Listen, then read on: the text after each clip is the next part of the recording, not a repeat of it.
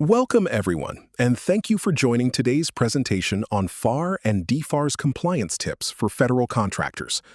My name is Khalil Memon, and I represent Dynamic Contracts Consultants LLC and FARify.ai. Today, we will discuss some of the most overlooked compliance risks affecting federal contractors and subcontractors.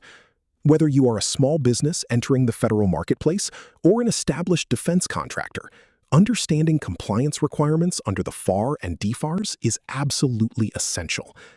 We will cover critical FAR clauses many contractors ignore, DFARS cybersecurity risks, what happens during a DCAA audit, how to prepare for CMMC 2.0, and how federal requirements interact with state laws and compliance obligations. These issues are becoming increasingly important as agencies intensify oversight, cybersecurity enforcement, and contractor accountability. Let's begin with a quick overview of FAR and DFARS compliance. The Federal Acquisition Regulation, commonly called the FAR, governs how federal agencies acquire goods and services. It applies government-wide and establishes the core compliance framework for contractors. The DFARS, or Defense Federal Acquisition Regulation Supplement, applies specifically to Department of Defense contracts. DFARS includes additional requirements related to cybersecurity, controlled unclassified information, supply chain security, and defense contracting. Non-compliance can create significant consequences, including contract termination, payment withholds, adverse audit findings, suspension or debarment, False Claims Act liability, and reputational damage. Contractors must establish internal controls, ethics programs, accounting systems, cybersecurity safeguards, and documentation processes to remain compliant.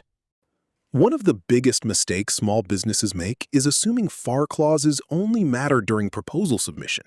In reality, many FAR clauses create ongoing performance obligations throughout the life of the contract.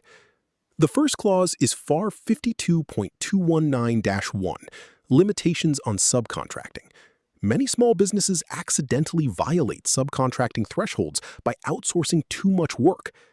Second is FAR 52.203-13, which requires contractors to implement ethics and compliance programs. Third is FAR 52.04-21, involving basic safeguarding of covered contractor information systems. Fourth is FAR 52.232-40, related to accelerated payments to small business subcontractors. And fifth is FAR 52.215-2, covering audit rights and records retention. Ignoring these clauses can result in audits, payment disputes, termination for default, or even allegations of misrepresentation. FAR 52-203-13 is one of the most critical compliance clauses for federal contractors. This clause requires contractors to establish a written code of business ethics and conduct, employee compliance training, internal reporting systems, internal control mechanisms, and timely disclosure procedures. For contracts exceeding certain dollar thresholds and performance periods, contractors must actively monitor compliance and investigate potential violations. Failure to disclose credible evidence of fraud, bribery, gratuities violations, or False Claims Act issues can expose contractors to suspension or debarment.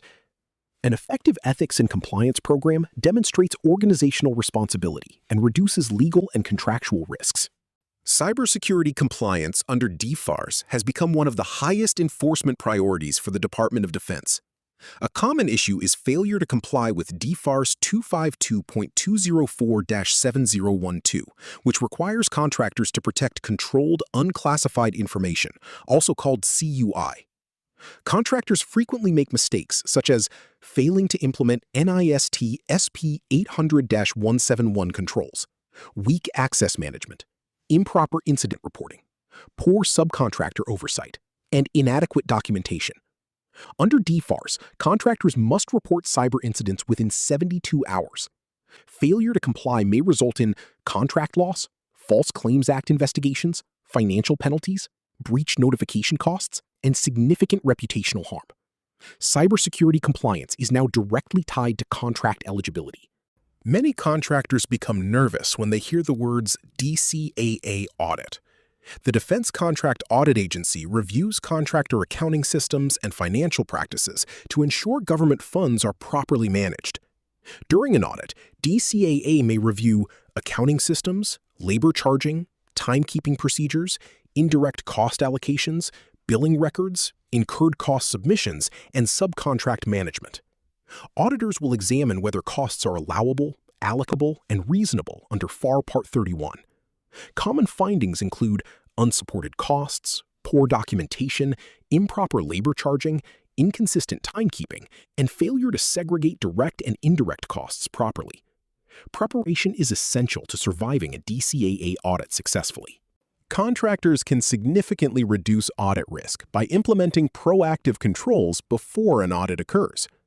Some best practices include maintaining written accounting policies, training employees on timekeeping procedures, conducting mock audits internally, retaining supporting documentation, monitoring subcontractor compliance, and regularly reviewing indirect cost allocations. Timekeeping is especially important. Employees should record time daily, supervisors should review entries consistently, and corrections must be documented properly. A well-prepared contractor demonstrates transparency, accountability, and operational maturity during audits.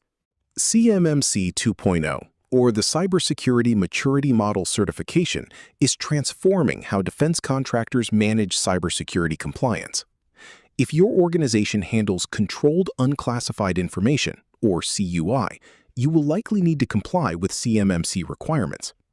Preparation should begin immediately by identifying where CUI exists, implementing NIST SP 800-171 controls, conducting cybersecurity gap assessments, developing system security plans, or SSPs, creating plans of action and milestones, known as POAMs, and training employees on cybersecurity awareness. Organizations should also prepare for third-party assessments and continuous monitoring requirements. CMMC readiness is becoming essential for maintaining eligibility for DoD contracts.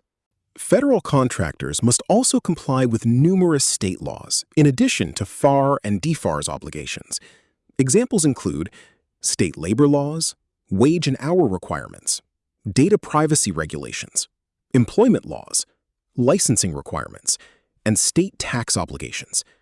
For example, state privacy laws may impose additional cybersecurity responsibilities beyond federal requirements. Compliance programs should integrate federal acquisition requirements, cybersecurity controls, ethics programs, employment compliance, and state-level legal obligations. An integrated compliance approach reduces organizational risk and improves operational consistency. To conclude, compliance readiness is no longer optional for federal contractors. Agencies are increasing oversight in areas such as cybersecurity, ethics, supply chain risk, labor compliance, and financial accountability. Organizations that proactively prepare for FAR, DFARS, DCAA, and CMMC requirements position themselves for long-term success in government contracting. Thank you for joining today's presentation. For additional compliance support, training, proposal assistance, cybersecurity readiness, and federal contracting consulting services, please contact Dynamic Contracts Consultants LLC and FARify.ai. Thank you for joining this session. At Dynamic Contracts Consultants LLC, we specialize in federal contracting, compliance, and acquisition strategy. If you're looking to strengthen your position in government contracting, we're here to help.